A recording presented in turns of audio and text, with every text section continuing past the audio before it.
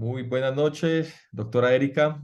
Eh, Bienvenidos, activa micrófono, Erika. Bienvenidos todas las personas que nos están acompañando a esta hora de la noche en esta actividad de educación médica continua. Hoy vamos a hablar sobre amiloidosis cardíaca, sospechándola más allá de lo evidente, una enfermedad de la cual conocemos mucho en los últimos 10 años y que vamos avanzando en las estrategias de tratamiento modificador de la enfermedad y al mismo tiempo identificando cada uno de los escenarios de las diferentes caras de la amiloidosis cardíaca y los fenotipos de representación cardíaca. Y para mí es un placer tener hoy a la doctora Erika María Martínez, colega y amiga, una de las líderes de insuficiencia cardíaca en Colombia y en la región. Ella es especialista en medicina interna, cardiología y máster en insuficiencia cardíaca. Es líder del programa de insuficiencia cardíaca en Clínica Iberoamérica en Barranquilla, docente de medicina de la Universidad Simón Bolívar. Es la presidenta electa del capítulo de insuficiencia cardíaca de la Sociedad Colombiana de Cardiología y además es la expresidenta de la seccional Atlántico de la Sociedad Colombiana de Cardiología.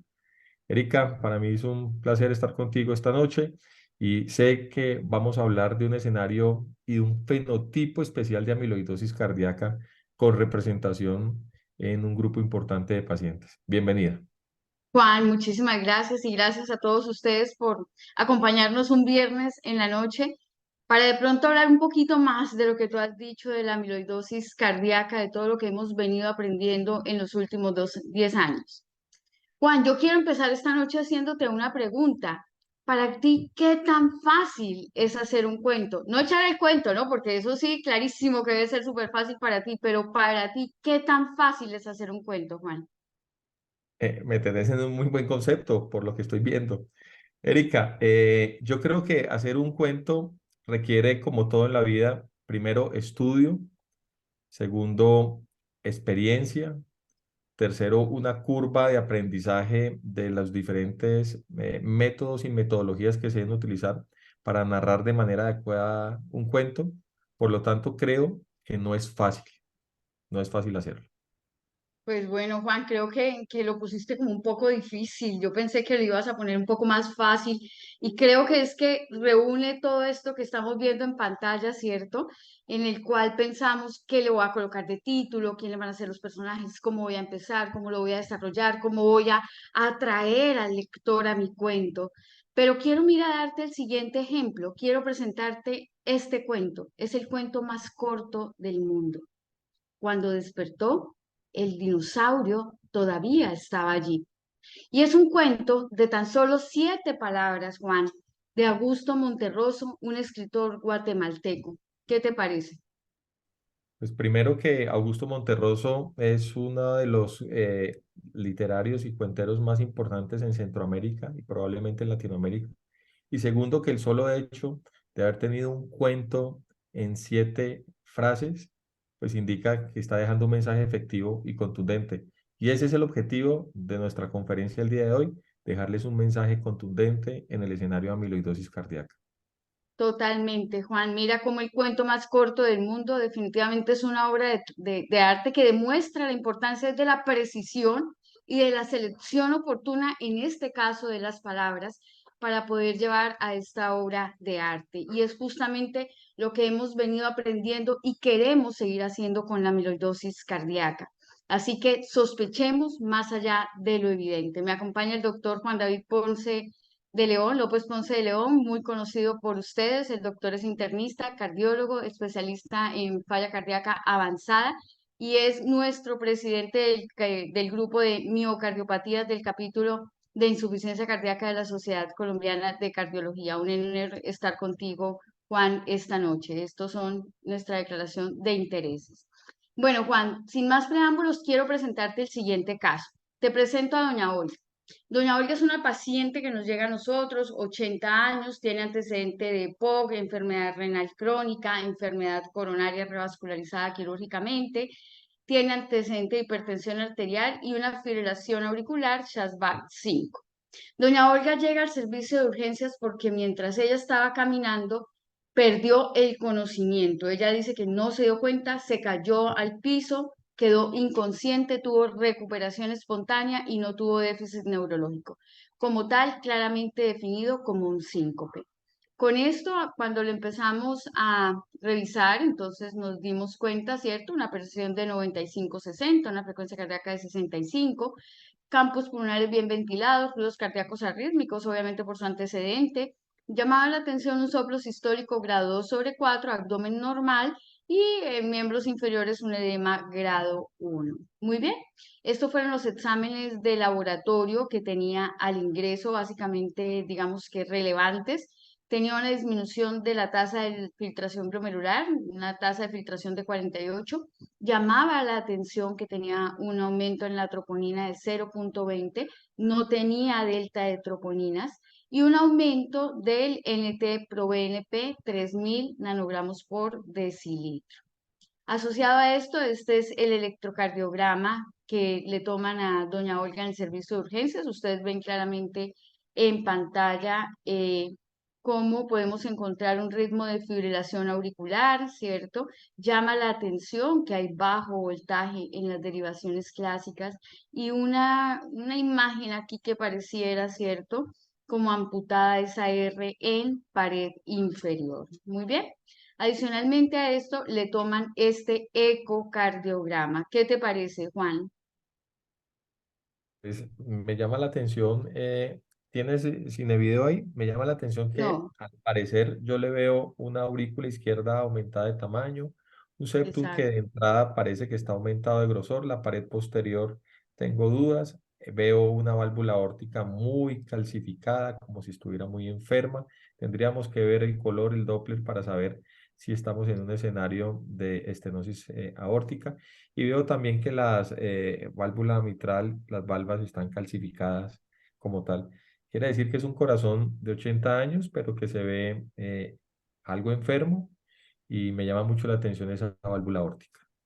Claro que sí. ¿Y por qué empezar? Obviamente, entonces tú lo has dicho, el ecocardiograma nos dijo que tenía una estenosis aórtica severa. ¿Y por qué empezar esta noche con esto? Y es que más o menos se calcula que los pacientes después de los 70 años tienen una prevalencia de estenosis aórtica entre el 2 y el 4%. Y esto obviamente entonces va a tener una repercusión, ¿cierto? Vamos a encontrar una sobrecarga de presión. Esta sobrecarga de presión me va a llevar a que haya una hipertrofia ventricular izquierda, ¿ok? Que pudiera explicar parte de lo que hemos encontrado en la paciente. Y esto me puede llevar a una alteración en la función diastólica y en la función sistólica y terminar en una insuficiencia cardíaca. Yo estoy seguro que Juan está diciendo, pero ¿qué Entonces, tiene ahí este va, caso de especial, cierto, Juan? exacto, entonces ahí va mi pregunta. ¿Qué hay de diferente en una paciente de 80 años con una estenosis aórtica sintomática? ¿Por qué traerla el día de hoy, Eric? Justamente entonces. Y es que definitivamente vemos que era una paciente que tenía una estenosis aórtica y que cuando le hicimos el estrés longitudinal, mira este estrés longitudinal, Juan, en el cual hay compromiso a nivel de las bases, ¿cierto? Pero tú ves cómo eh, se mantiene completamente o se respeta ese ápice. Que tenemos un electrocardiograma con una fibrilación auricular pero que sí nos llamaba la atención la presencia de bajo voltaje y si yo empiezo a sumar y a sumar cosas, esto pudiera ser más una imagen de pseudoinfarto a nivel de pared inferior. Unas troponinas que eran positivas, ¿cierto? Fueron persistentemente sin delta, pero sí fueron persistentemente elevadas. Y entonces alguien pudiera decir, ah, por supuesto, ahora sí encuentro la relación en que pudiera llegar a ser una amiloidosis cardíaca. Pero ¿por qué pensar en amiloidosis cardíaca en los pacientes con estenosis aórtica? Y es que hemos visto ya desde descripciones de más o menos 8 o 10 años y en el transcurso de este tiempo, cómo se ha empezado a asociar la presencia de estenosis aórtica con la amiloidosis cardíaca por transtirretina. Y hemos visto los diferentes metaanálisis en los cuales hemos logrado entonces encontrar una prevalencia entre los pacientes que tienen estenosis aórtica de más o menos del 4 al 16% que se asocian con amiloidosis cardíaca por TTR. Y mira que cuando se empieza a hacer la revisión retrospectiva de los pacientes que se ha hecho TAVI, 1 de cada 7 TAVIs son o se les ha logrado documentar amiloidosis cardíaca por TTR.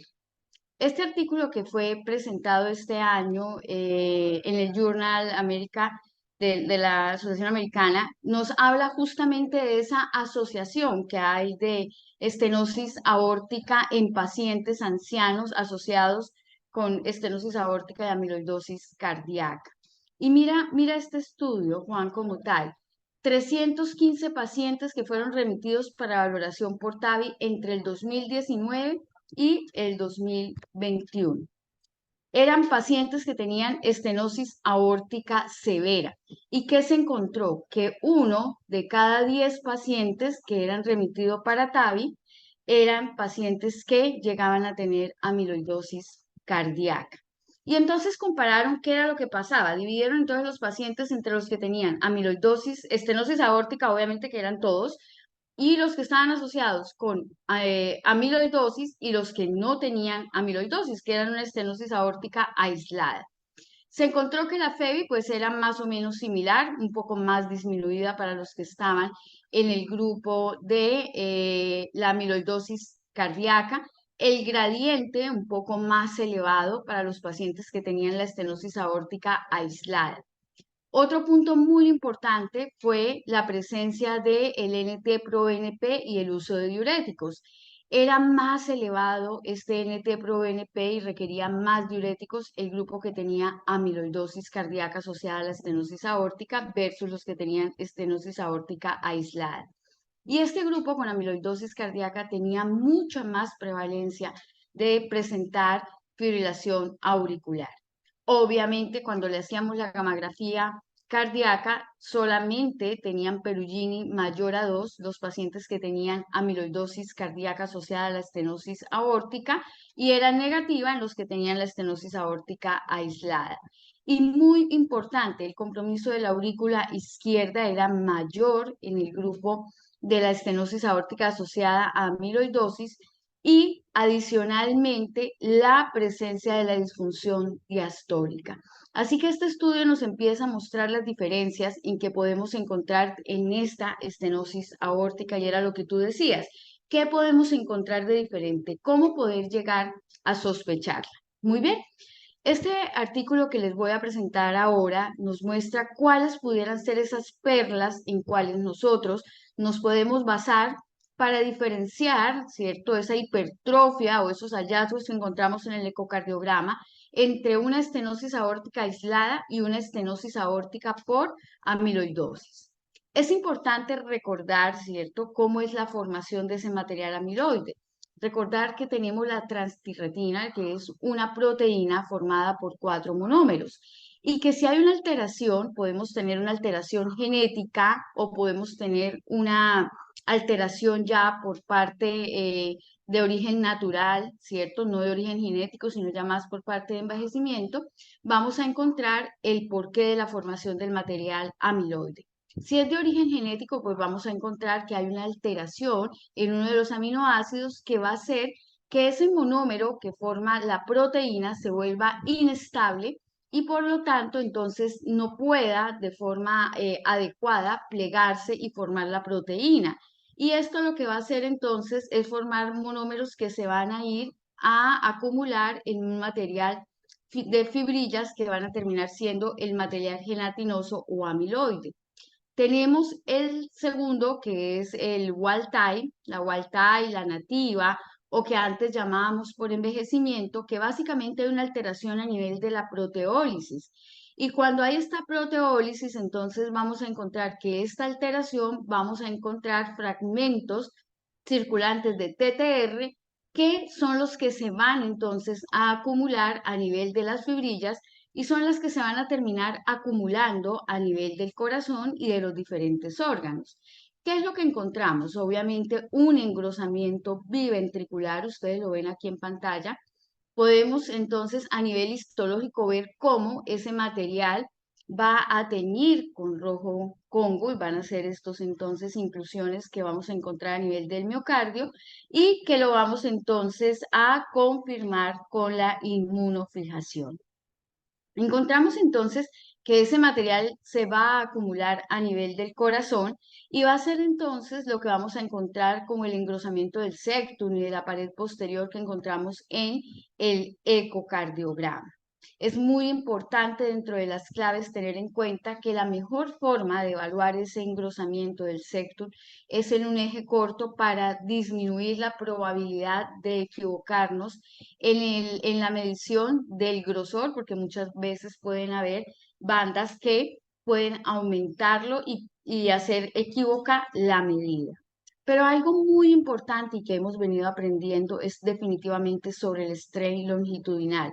Este strain longitudinal vamos a encontrarlo obviamente alterado en los pacientes con amiloidosis cardíaca. Vemos entonces este barra en azul, ustedes ven cómo sería el strain, ¿cierto? Normal y cómo está entonces disminuido claramente cuando es patológico.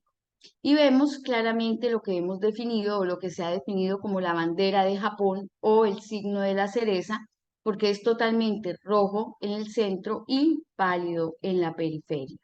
Pero esta imagen que ustedes ven aquí del strain, muchas veces pudiera algunas otras patologías también darlas. Y es justamente el artículo que les acababa de mencionar, cómo empieza a evaluar diferentes parámetros, índices y relaciones en las cuales poder ir afinando ese diagnóstico de amiloidosis cardíaca por medio del ecocardiograma. Y vean cómo entonces, por ejemplo, tenemos lo que es la relación del promedio del segmento apical del strain sobre el promedio combinado del segmento medio más el basal del strain longitudinal, cuyo corte debe ser mayor a 1.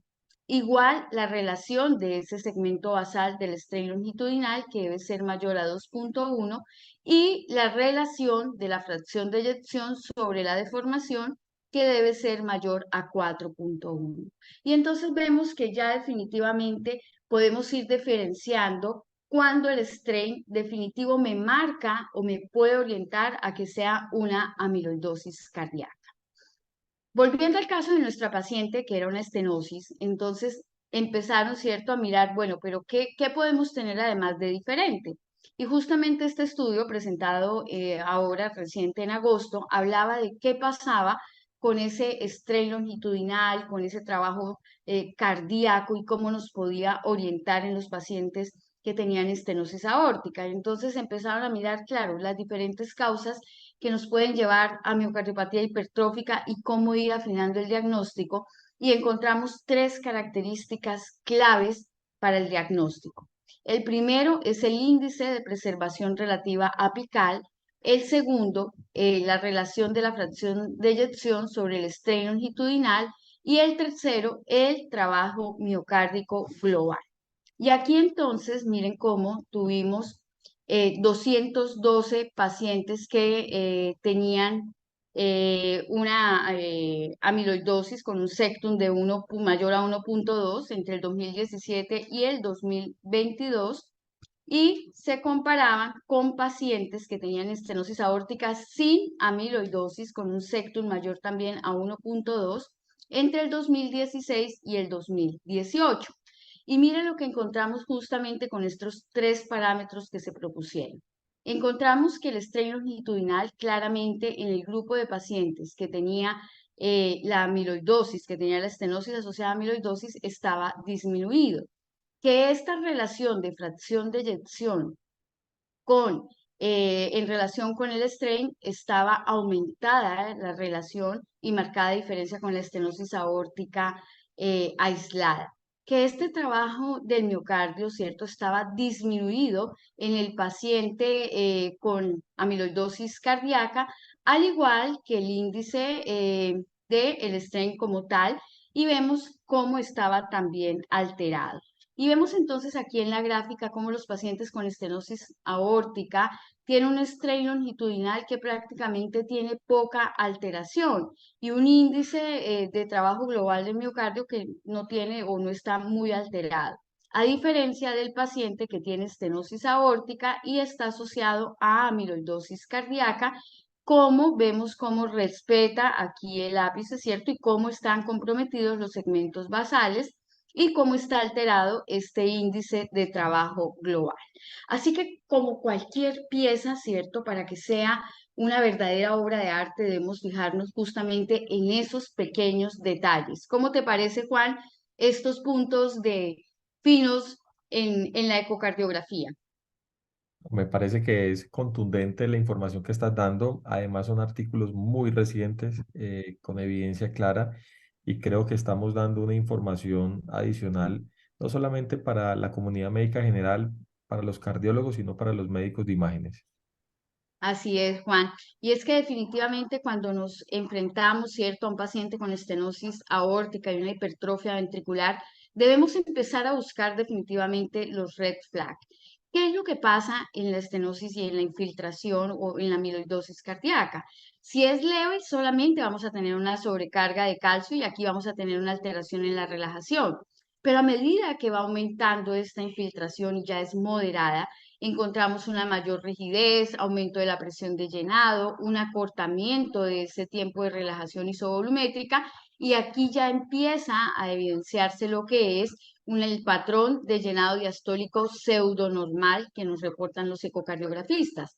Y cuando ya es severa, entonces encontramos lo que es la remodelación cardíaca, la fibrosis, y es cuando encontramos lo que se define como un síndrome de corazón rígido, y aquí definitivamente encontramos un patrón de llenado restrictivo que es su característica. Y nos vamos entonces a enfrentar en la mayoría de veces con esas insuficiencias cardíacas de origen diastólico y con FEBI preservada. Sin embargo, no quiere decir que esta sea la característica solamente que sea FEBI preservada, porque también es importante tener en cuenta que un tercio de los pacientes pueden cursar con falla cardíaca con fracción de eyección reducida. Pero miremos a ver qué hallazgos nos pueden hacer sospechar de una amiloidosis cardíaca en presencia de una estenosis aórtica. Y es que como hay signos banderas rojas, ¿cierto? Para la amiloidosis cardíaca, pues también lo hay cuando hay una estenosis aórtica. ¿Qué es importante tener en cuenta? Pacientes con estenosis aórtica mayores de 65 años, que puedan tener a nivel clínico una falla cardíaca con FEBI preservada, unos síntomas muy desproporcionados de una insuficiencia cardíaca, más que sea de predominio derecho, que hayan trastornos de la conducción auriculoventricular, algo súper característico, ¿cierto? Y es que haya presencia o antecedente de síndrome del túnel del carpo o que haya estenosis del canal raquídeo. A nivel del electrocardiograma, lo que ya hemos hablado, ¿cierto? La imagen de pseudoinfarto, el bajo voltaje, la discordancia en que haya, ¿cierto? Signos de hipertrofia ventricular. Y a nivel de los biomarcadores, pues vamos a encontrar marcadamente troponina y BNP, proBNP bastante elevados. A nivel del ecocardiograma, los hallazgos que acabamos de mostrar y en la resonancia magnética, definitivamente el realce tardío que empieza por el subendocardio y se va propagando a nivel basal. Con esto entonces ya definitivamente son signos bandera roja que nos hacen sospechar de una estenosis aórtica. Y este es el organigrama o el flujograma que nos presenta la Sociedad Europea de Cardiología, en la cual nos dicen, venga, si ustedes están ante la presencia de una estenosis aórtica dada por criterios clínicos, ecocardiográficos, electrocardiográficos o de resonancia, definitivamente pídanle una gamografía cardíaca y solicítenle al mismo tiempo los estudios serológicos, hematológicos, perdón, como es la electroforesis de proteínas, la inmunofijación en suero y en orina, ojo, es muy importante esto, y cuantificación de las cadenas ligeras kappa y lambda. Si estos estudios hematológicos son negativos, ya nos iremos entonces a ver cuál es el grado de captación que nos da la gamografía cardíaca. Si es un grado 0, es casi que improbable que sea una amiloidosis cardíaca, pero si es un grado 1, un Perugini 1, definitivamente nos toca ir a buscar un poco más allá y nos toca entonces empezar a hacer un estudio histológico y hacer tipificación, tomar biopsia del endocardio, ¿cierto? O también extracardíaca. Y si es un grado, un Perugini 2 o 3, ya definitivamente estaremos ante el diagnóstico de una amiloidosis cardíaca por TTR. Una vez hecho entonces el diagnóstico de amiloidosis por TTR, tendremos que ir a hacer los estudios genéticos para saber si estamos ante una wild type o nativa o estamos ante una de origen hereditario. Y es que este punto hereditario es muy importante hacerlo porque obviamente vamos a poder intervenir tempranamente en la familia de estos pacientes. ¿Cómo podemos saber en qué momento llevar el cambio valvular en este tipo de pacientes? ¿Cómo evaluar la severidad de la estenosis aórtica en un paciente como en la amiloidosis cardíaca? Pues bien, los ecocardiografistas nos dan las medidas de las velocidades, de los gradientes, ¿cierto? De si tienen un bajo flujo, un bajo gradiente, y con esto podemos orientarnos un poco más. Miren en este artículo en el cual entonces se hablaba de la estenosis aórtica asociada a amiloidosis, se decía, bueno, ¿quién fue primero, el huevo o la gallina? ¿Cómo podemos hacer? Y se tomaron pacientes que tenían estenosis aórtica y que tenían amiloidosis cardíaca. Y definitivamente se encontró que este grupo de pacientes tenía una característica fundamental y era el bajo flujo y el bajo gradiente. Así que supremamente importante, cuando a ustedes les llegue un reporte de un paciente que tiene una estenosis aórtica de bajo flujo, bajo gradiente, por favor búsquele esos signos bandera roja porque pudiera estar asociado a una amiloidosis cardíaca por TTR. ¿Cómo explicar ese bajo flujo y ese bajo gradiente? Pues muy bien, es que encontramos en este tipo de corazón que hay una remodelación concéntrica del ventrículo izquierdo, ¿cierto? Bastante grave. Esto me lleva a un deterioro del llenado diastólico, a un remodelado y a una disfunción de la aurícula izquierda, y esto como tal me va a llevar entonces a que haya una función sistólica marcadamente disminuida y a su vez me va a llevar entonces a un remodelado y a una disfunción del ventrículo derecho. Ustedes saben que cuando uno necesita evaluar la severidad, en este caso, por ejemplo, de bajo flujo, bajo gradiente, evaluar la severidad de esa estenosis aórtica, pues lo llevamos a un ecocardiograma estrés. Y esta es la pregunta. ¿Pudiéramos entonces evaluar la severidad, cierto, en estos casos con un ecocardiograma estrés cuando se asocie a una amiloidosis cardíaca? Definitivamente no. Y es que el ecoestrés generalmente no logra aumentar el flujo de salida del ventrículo izquierdo y por tanto sus conclusiones no nos van a aportar demasiado para nuestros casos. ¿Qué podemos hacer entonces? Y aquí hay algo muy importante y me lo decía el doctor Juan David. Erika, por favor, recalque muchísimo y es en el TAC de corazón. Acuérdense en diferenciar, no estamos hablando de TAC o angioTAC de arterias coronarias, sino de TAC de corazón. Y es que en el TAC de corazón podemos cuantificar esa carga de calcio que tiene la válvula aórtica y con esto entonces evaluar la gravedad del compromiso de la válvula.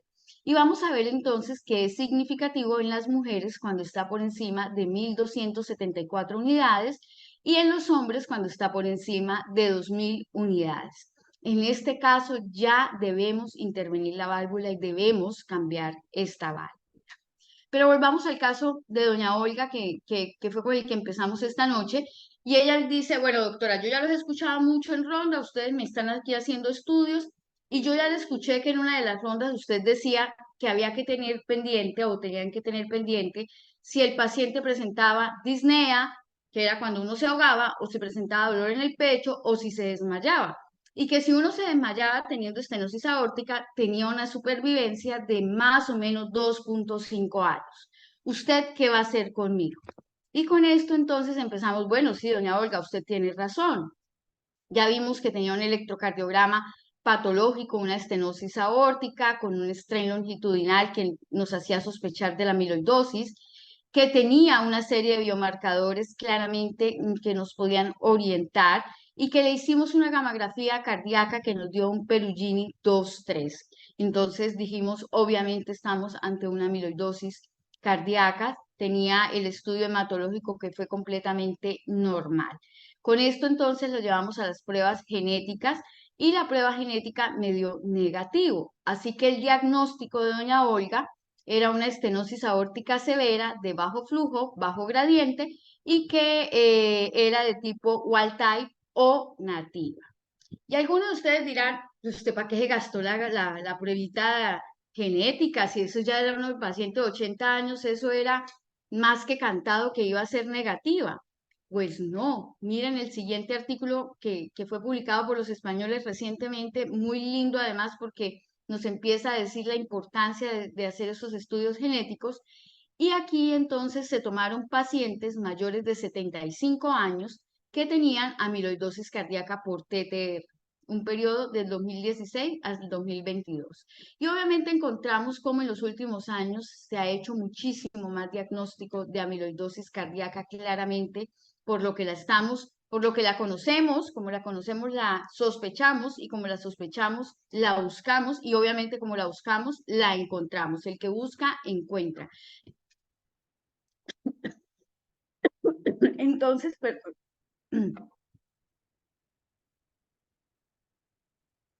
Entonces, obviamente íbamos a encontrar que se hacía mucho más diagnóstico de amiloidosis cardíaca en los últimos años.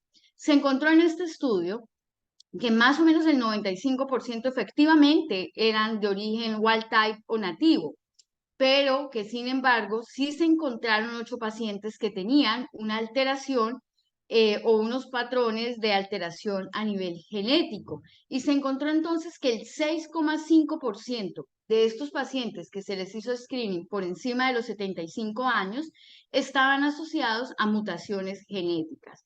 Y esto, como lo dijimos, claramente va a tener un impacto en lo que es encontrar o buscar esos pacientes, esos familiares que puedan ser portadores y que en un futuro me van a desarrollar la enfermedad. Pero ¿qué podemos hacer? Volviendo al caso de doña Olga, ¿qué vamos a poder hacer con ella? ¿Cómo vamos a poder entonces intervenir en estos casos la válvula aórtica? Y es que este consenso entonces nos empieza a decir, bueno, si ustedes tienen una estenosis aórtica asociada a una amiloidosis cardíaca, si es moderada, pues definitivamente hágale un seguimiento clínico y obviamente iníciele un estabilizador de TTR. Si usted tiene una estenosis aórtica severa de un alto gradiente, vas a tener que evaluar cómo está la fracción de eyección, cómo está el strain. Si es una fracción de eyección por encima del 50%, un strain por encima del 10%, puedes escoger entre un cambio valvular quirúrgico o un TAVI y darle el estabilizador de TTR. Pero ¿qué pasa si estamos ante una estenosis aórtica que sea bajo flujo, bajo gradiente? A ese grupo definitivamente hay que hacerle el score de la válvula de calcio, recuerden, es un TAC de corazón.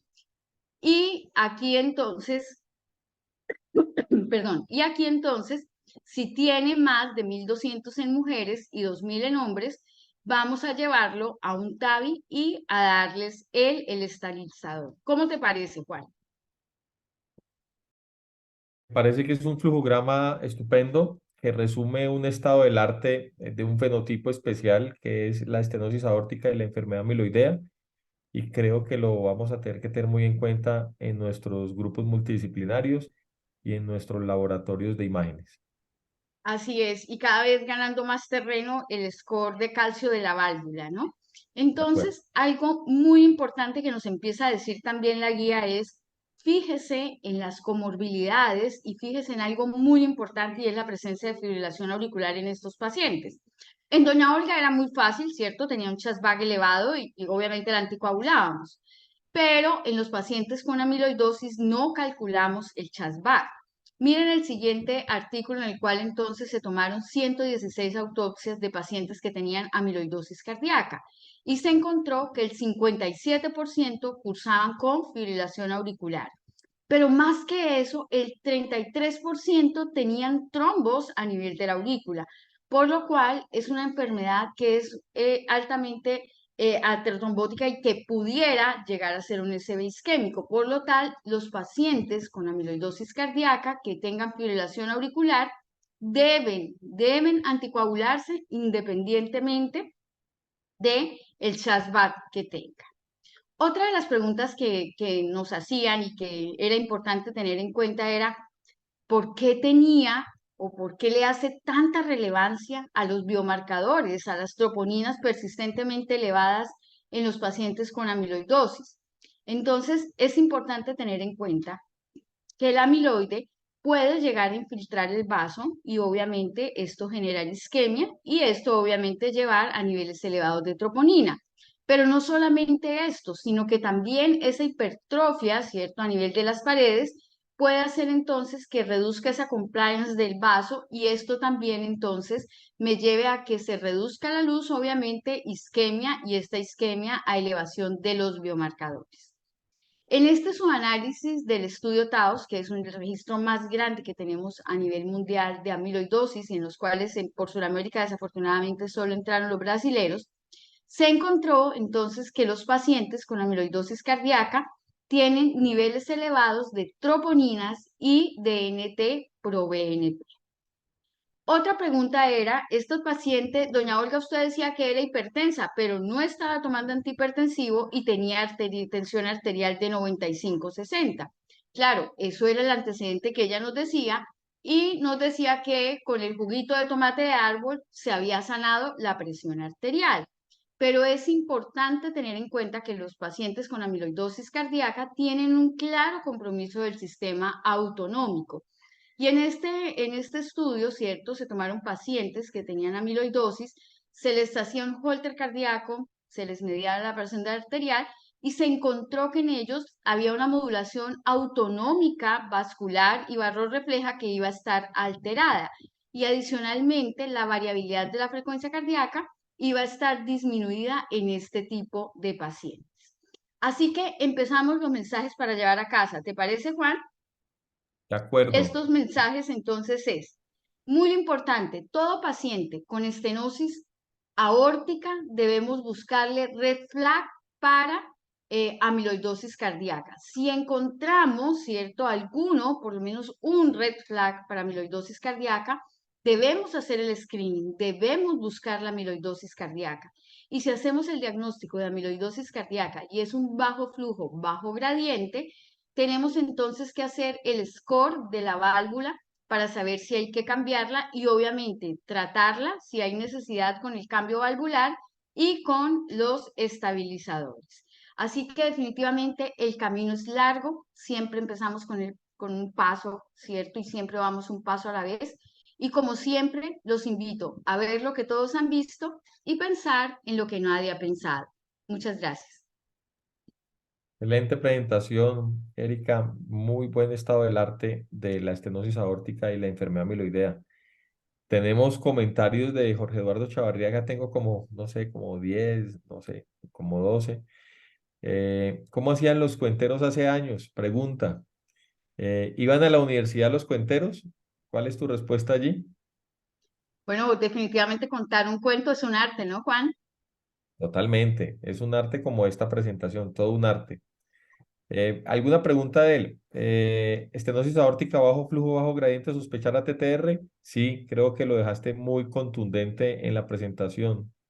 Profes, ¿los ISLT2 tienen buena respuesta en amiloidosis ATTR? Te dejo esa respuesta a ti.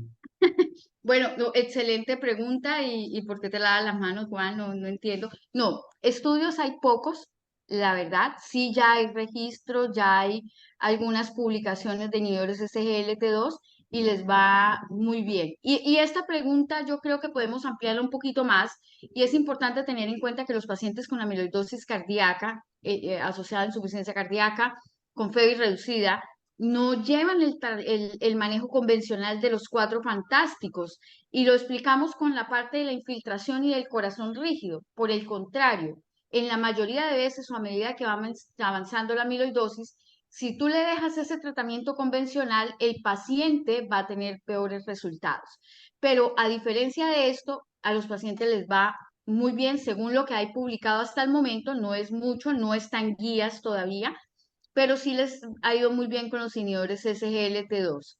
Así es, ¿no, Juan? De acuerdo, estoy totalmente de acuerdo contigo. No toleran bien el tratamiento farmacológico de los fundamentales, pero tienen mucha congestión. Quiere decir que les va bien con los diuréticos de ASA y con los antagonistas de aldosterona.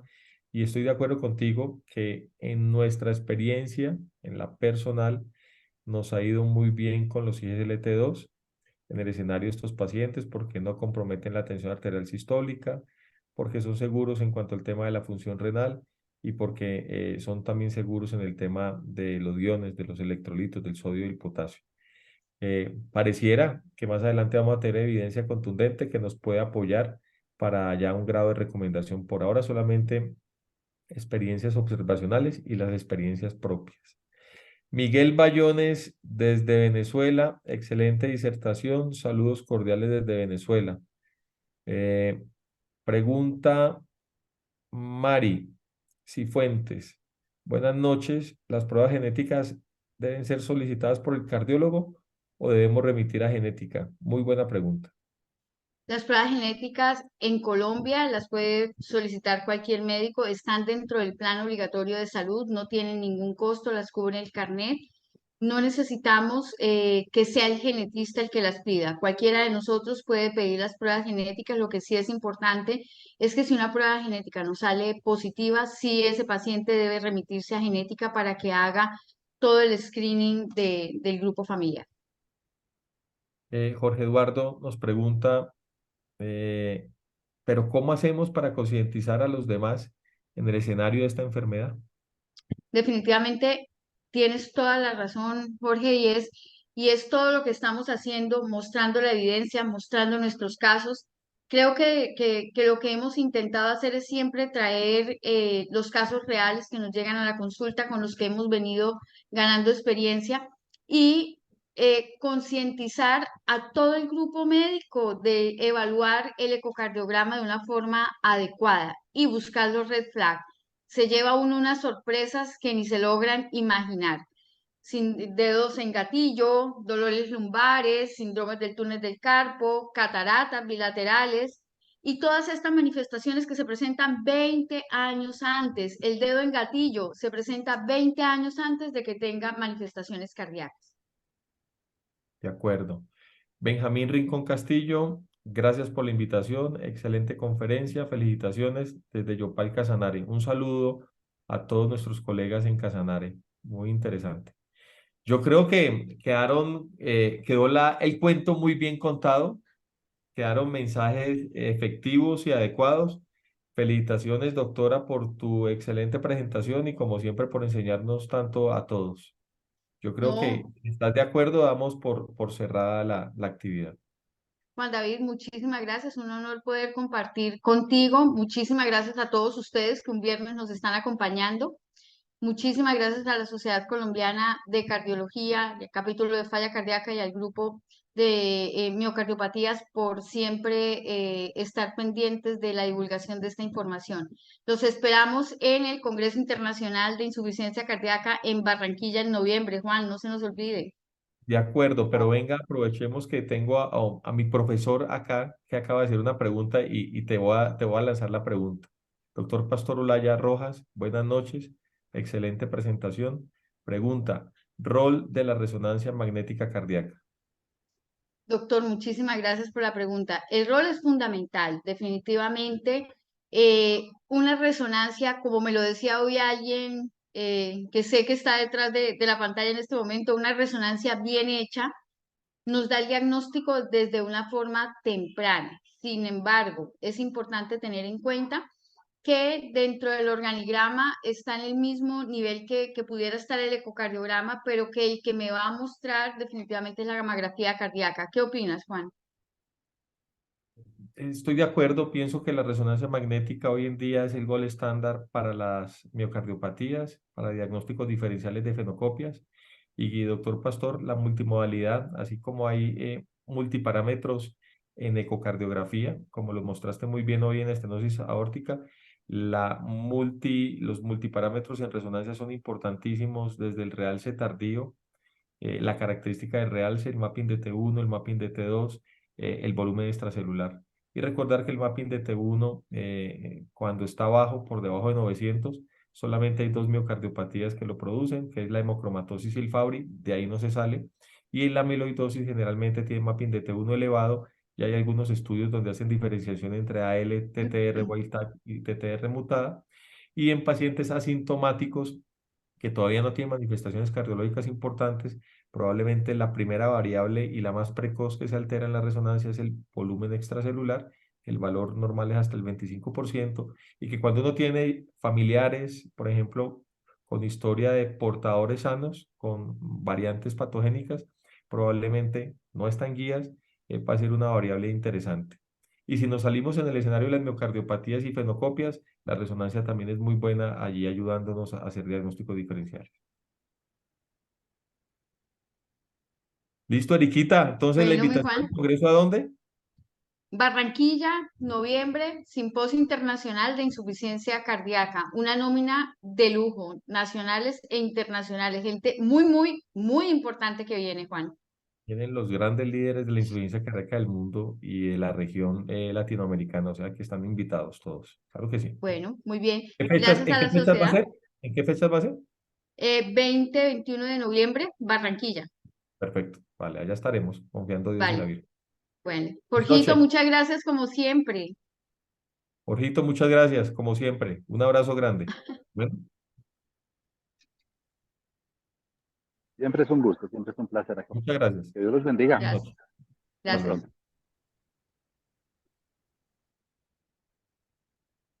Gracias, Eriquita. Un abrazo. A ti. Chao. Chao, mi Juanito.